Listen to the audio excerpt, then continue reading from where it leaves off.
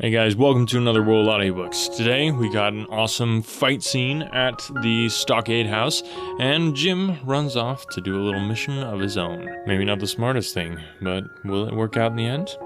Have to listen to find out. So without further ado, I give you the next two chapters of Treasure Island. 21. The Attack. As soon as Silver disappeared, the captain, who had been closely watching him, turned towards the interior of the house, and found not a man of us at his post but Grey. It was the first time we had ever seen him angry. "Quarters!" he roared, and then, as we all slunk back to our places, "Grey," he said, "I'll put your name in the log. You stood by your duty like a seaman." "Mr. Trelawney, I'm surprised at you, sir. Doctor, I thought you had worn the king's coat. If that was how you served at Fontenoy, sir, you'd have better been in your berth." The doctor's watch were all back at their loopholes, the rest of us busy loading the spare muskets, and everyone with a red face, you may be certain, and a flea in his ear, as the saying is. The captain looked on for a while in silence. Then he spoke. "My lads," said he, "I've given Silver a broadside. I pitched it in red hot on purpose, and before the hour's out, as he said, we shall be boarded. We're outnumbered, I needn't tell you that, but we fight in shelter, and a minute ago I would have said we fought with discipline. I have no manner of doubt that we can drub them, if you choose." Then he went the rounds and saw, as he said, that all was clear. On the two short sides of the house, east and west, there were only 2 loopholes. On the south side, where the porch was, 2 again, and on the north side, 5. There was a round score of muskets for the 7 of us. The firewood had been built into 4 piles, tables, you might say, one about the middle of each side, and on each of these tables some ammunition and 4 loaded muskets were laid ready to the hand of the defenders. In the middle, the cutlasses lay arranged. "Toss out the fire," said the captain. "The chill has passed, and we mustn't have smoke in our eyes." The iron fire basket was carried bodily by Mr. Trelawney, and the embers smothered among the sand. "Hawkins hasn't had his breakfast. Hawkins, help yourself, and back to your post to eat it," continued Captain Smollett. "Lively now, my lad. You'll want it before you're done. Hunter, serve out a round of brandy to all hands." And while this was going on, the captain completed, in his own mind, the plan of the defence. "Doctor, you'll take the door," he resumed. "See, and don't expose yourself. Keep within, and fire through the porch. Hunter, take the east side there. Joyce, you stand by the west, my man. Mr. Trelawney, you're the best shot. You and Grey will take this long north side with the 5 loopholes. It's there the danger is. If they can get up to it and fire in upon us through our own ports, things will begin to look dirty. Hawkins, neither you or I are much accounting at the shooting. We'll stand by to load and bear a hand."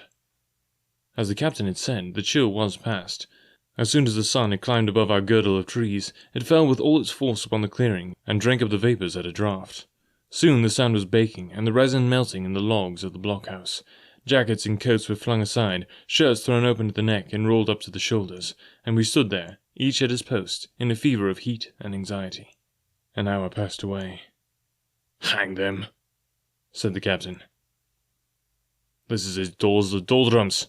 Grey, whistle for a wind." And just at that moment came the first news of the attack.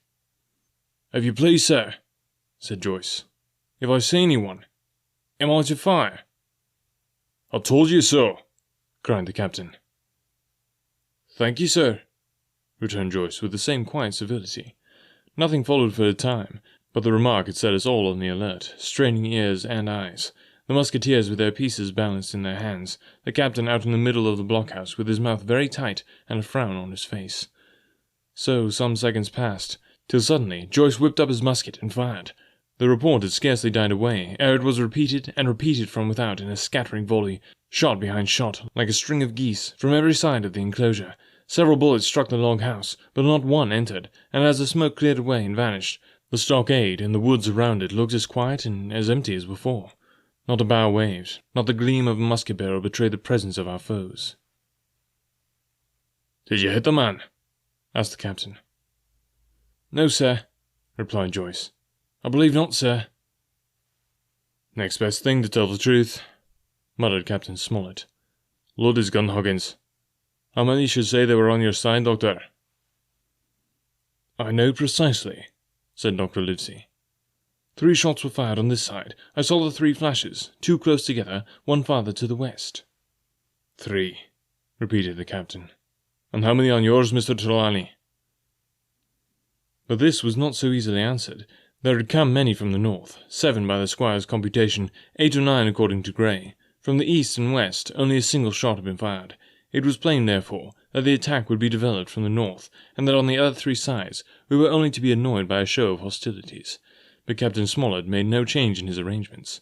If the mutineers succeeded in crossing the stockade, he argued, they would take possession of the unprotected loophole and shoot us down like rats in our own stronghold. Nor had we much time left to us for thought. Suddenly, with a loud huzzah, a little cloud of pirates leaped from the woods on the north side and ran straight on the stockade. At the same moment, the fire was once more opened from the woods, and a rifle ball sang through the doorway and knocked the doctor's musket into bits.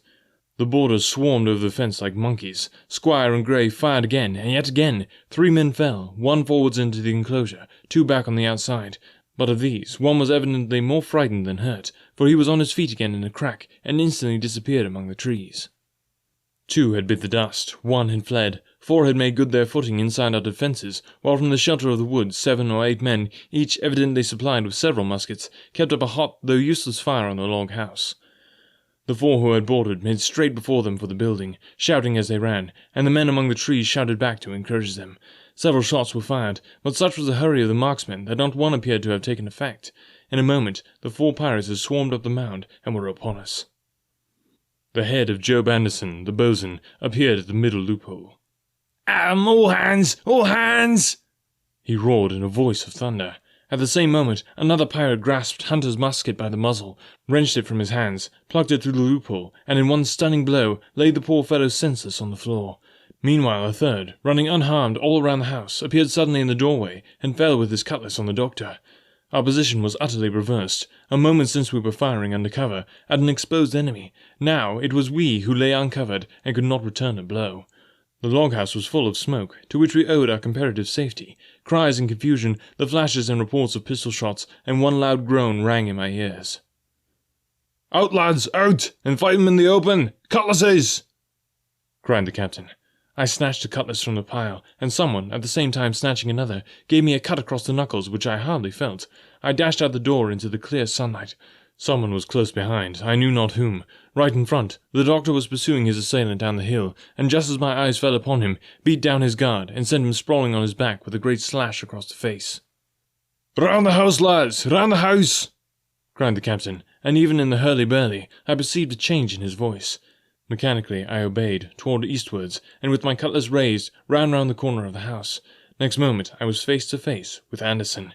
He roared aloud, and his hanger went up above his head, flashing in the sunlight. I had not time to be afraid, but as the blow still hung impending, leaped in a trice upon one side, and missing my foot in the soft sand, rolled headlong down the slope. When I had first sallied from the door, the other mutineers had been already swarming up the palisade to make an end of us. One man, in a red nightcap, with his cutlass in his mouth, had even got upon the top and thrown a leg across. Well, so short had been the interval that when I found my feet again, all was in the same posture, the fellow with the red nightcap still halfway over, another still just showing his head above the top of the stockade. And yet, in this breath of time, the fight was over, and the victory was ours. Grey, following close behind me, had cut down the big boatswain ere he had time to recover from his last blow. Another had been shot at a loophole in the very act of firing into the house, and now lay in agony, the pistol still smoking in his hand. A third, as I had seen, the doctor had disposed of at a blow. Of the 4 who had scaled the palisade, 1 only remained unaccounted for, and he, having left his cutlass on the field, was now clambering out again with the fear of death upon him.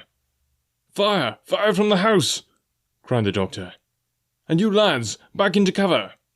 But his words were unheeded. No shot was fired, and the last boarder made good his escape, and disappeared with the rest into the wood. In 3 seconds, nothing remained of the attacking party but the 5 who had fallen, 4 on the inside and 1 on the outside of the palisade. The doctor and Grey and I ran full speed for shelter. The survivors would soon be back where they had left their muskets, and at any moment the fire might recommence. The house was by this time somewhat cleared of smoke, and we saw at a glance the price we had paid for victory. Hunter lay beside his loophole, stunned.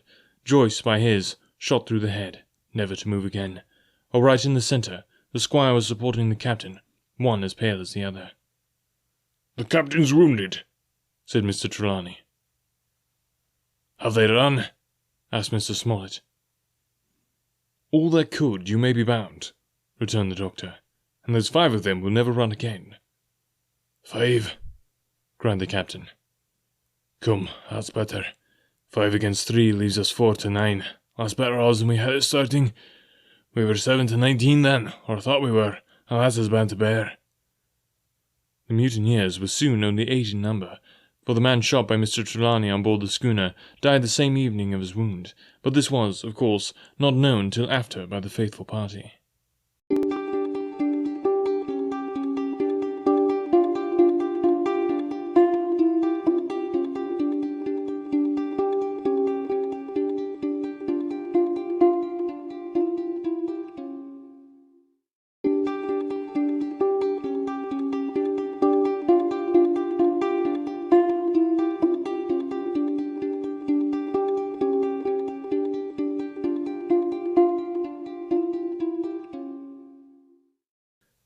Part 5. My Sea Adventure. 22. How my sea adventure began. There was no return of the mutineers, not so much as another shot out of the woods. They had got their rations for that day, as the captain put it, and we had the place to ourselves, and a quiet time to overhaul the wounded and get dinner. Squire and I cooked outside in spite of the danger, and even outside we could hardly tell what we were at, for the horror of the loud groans that reached us from the doctor's patients. Out of the 8 men who had fallen in the action, only 3 still breathed. The one of the pirates who had been shot at the loophole, Hunter, and Captain Smollett, and of these, the first 2 were as good as dead. The mutineer indeed died under the doctor's knife, and Hunter, do what we could, never recovered consciousness in this world. He lingered all day, breathing loudly like the old buccaneer at home in his apoplectic fit, but the bones of his chest had been crushed by the blow, and his skull fractured in falling, and sometime in the following night, without sign or sound, he went to his Maker. As for the captain, his wounds were grievous indeed, but not dangerous. No organ was fatally injured. Anderson's ball, for it was Job that had shot him first, had broken his shoulder blade, and touched the lung not badly. The second had only torn and displaced some muscles in the calf. He was sure to recover, the doctor said, but in the meantime, and for weeks to come, he must not walk, nor move his arm, nor so much as speak when he could help it. My own accidental cut across the knuckles was a flea bite. Dr. Livesey patched it up with plaster, and pulled my ears for me into the bargain. After dinner, the squire and the doctor sat by the captain's side, a while in consultation, and when they had talked to their heart's content, it being a little past noon, the doctor took up his hat and pistols, got on a cutlass, put the chart in his pocket, and with a musket over his shoulder, crossed the palisade on the north side, and set off briskly through the trees. Gray and I were sitting together at the far end of the blockhouse, to be out of earshot of our officers consulting, and Gray took his pipe out of his mouth, and fairly forgot to put it back again, so thunderstruck was he at this occurrence. "Why, in the name of Davy Jones," said he, "is Dr. Livesey mad?" "Why, no," says I. "He's about the last of this crew for that, I take it." "Well, shipmate," said Gray, "mad he may not be, but if he's not, you mark my words, I am." "I take it," replied I, "the doctor has his idea, and if I'm right, he's going now to see Ben Gunn." I was right, as appeared later, but in the meantime, the house being stifling hot, and the little patch of sand inside the palisade ablaze with midday sun, I began to get another thought into my head, which was not by any means so right. What I began to do was to envy the doctor walking in the cool shadow of the woods, with the birds about him and the pleasant smells of the pines, while I sat grilling, with my clothes stuck to the hot resin, and so much blood about me, and so many poor dead bodies lying all around, that I took a disgust of the place that was almost as strong as fear. All the time I was washing up the blockhouse, and then washing up the things from dinner. This disgust and envy kept growing stronger and stronger, till at last, being near a bread bag, and no one then observing me, I took the first step towards my escapade, and filled both pockets of my coat with biscuit. I was a fool, if you like, and certainly I was going to do a foolish, overbold act, but I was determined to do it with all the precautions in my power. These biscuits, should anything befall me, would keep me at least from starving till far on in the next day. The next thing I laid hold of was a brace of pistols, and as I already had a powder horn and bullets, I felt myself well supplied with arms. As for the scheme I had in my head, it was not a bad one in itself.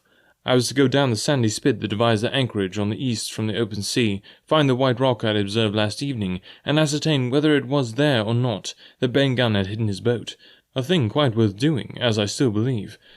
But as I was certain I should not be allowed to leave the enclosure, my only plan was to take French leave and slip out when nobody was watching, and that was so bad a way of doing it as made the thing itself wrong.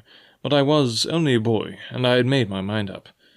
Well, as things at last fell out, I found an admirable opportunity.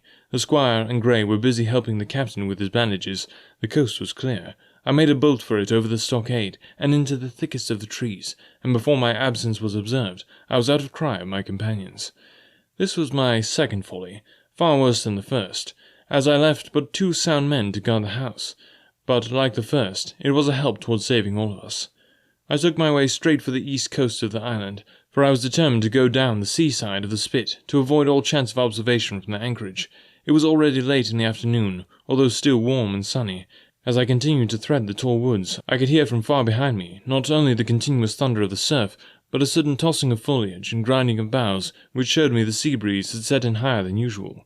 Soon cool draughts of air began to reach me, and a few steps farther I came forth into the open borders of the grove, and saw the sea lying blue and sunny to the horizon, and the surf tumbling and tossing its foam along the beach. I had never seen the sea quiet around Treasure Island.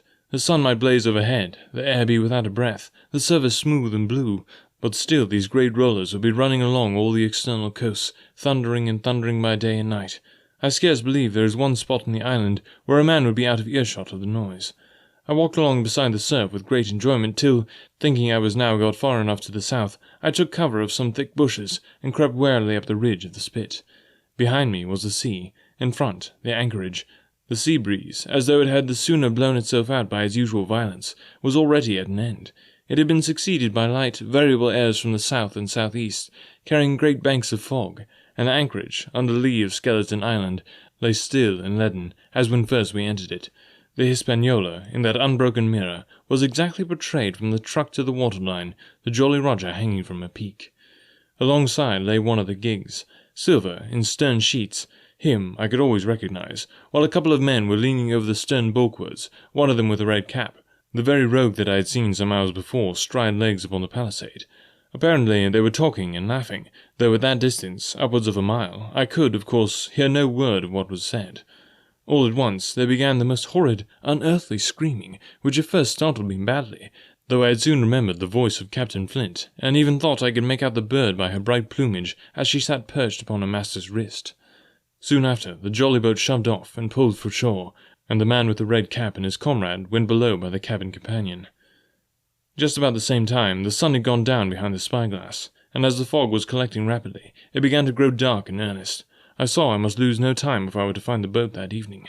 The white rock, visible enough above the brush, was still some 1/8 of a mile further down the spit, and it took me a goodish while to get up to it, crawling often on all fours among the scrub.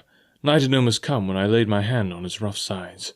Right below it there was an exceedingly small hollow of green turf, hidden by banks and a thick underwood about knee-deep, that grew there very plentifully, and in the centre of the dell, sure enough, a little tent of goatskins, like what the gypsies carry about with them in England. I dropped into the hollow, lifted the side of the tent, and there was Ben Gunn's boat. Homemade, if ever anything was homemade. A rude, lopsided framework of tough wood, and stretched upon that a covering of goatskin, with a hare inside. The thing was extremely small, even for me, and I can hardly imagine that it could have floated with a full-sized man. There was one thwart set as low as possible, a kind of stretcher in the bows, and a double paddle for propulsion. I had not then seen a coracle, such as the ancient Britons made, but I have seen one since, and can give you no fairer idea of Ben Gunn's boat than by saying that it was like the first and the worst coracle ever made by man. But the great advantage of the coracle it certainly possessed, for it was exceedingly light and portable. Well, now that I had found the boat, you would have thought that I had had enough truantry for once, but in the meantime I had taken another notion, and become so obstinately fond of it that I would have carried it out, I believe, in the teeth of Captain Smollett himself. This was to slip out under cover of the night, cut the Hispaniola adrift, and let her go ashore where she fancied. I had quite made up my mind that the mutineers, after their repulse of the morning, had nothing nearer their hearts than to anchor and away to sea. This, I thought, it would be a fine thing to prevent, and now that I had seen how they left their watchmen unprovided with a boat, I thought it might be done with little risk. Down I sat to wait for darkness, and made a heavy meal of biscuit. It was a night out of 10,000 for my purpose. The fog had now buried all heaven. As the last rays of daylight dwindled and disappeared, absolute blackness settled down on Treasure Island, and when at last I shouldered the coracle, and groped my way stumbling out of the hollow where I had supped, there were but 2 points visible on the whole anchorage. There was the great fire on shore, by which the defeated pirates lay carousing in the swamp. The other, a mere blur of light upon the darkness, indicated the position of the anchored ship. She had swung round to the ebb. Her bow was now towards me. The only lights on board were in the cabin, and what I saw was merely a reflection on the fog of the strong rays that flowed from the stern window. The ebb had already run some time, and I had to wade through a long belt of swampy sand, where I sank several times above the ankle, before I came to the edge of the retreating water, and wading a little way in, with some strength and dexterity, set my coracle, keel downwards, on the surface. Alright, thanks guys so much for listening today. Really appreciate you tuning in to Another World Audiobooks, just making this a habit of downloading it. I'm really hoping to grow the subscribership. The more listens we get, the more support we have for the podcast, and the more I can continue doing this. If you enjoy the podcast and want to help it keep going, would you consider donating? Just go to anchor.fm/anotherworldaudiobooks. Link is down in the description below.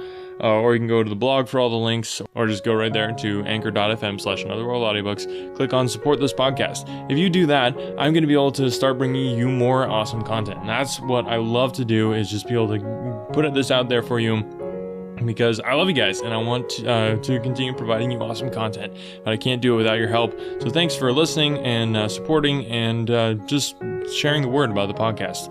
Spreading the word makes all the difference in the world. As more people get on board, more people start listening, the bigger the podcast gets and the more support we can get for producing more free, awesome, high quality audiobooks for you guys. So thanks so much.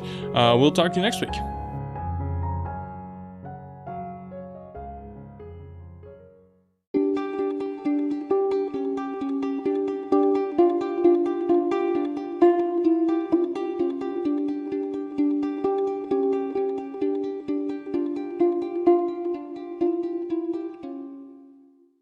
Don't worry, you aren't the only one. You aren't the only business that needs help.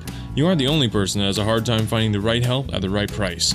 This is where Business Bloodline becomes your bloodline to temporary and permanent staffing. Business Bloodline specializes in hiring internet workers to creatively solve problems for your business.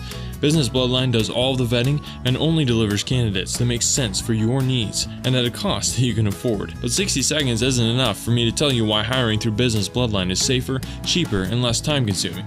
We would rather show you. To get more information or a business consultation, visit businessbloodline.com. If the job can be done on a computer, Business Bloodline can find a match. Visit businessbloodline.com and tell them that you heard about it on Another World Audiobooks to get 10% off your first hire. Remember to mention that you heard about it on Another World Audiobooks to get that 10% off. businessbloodline.com.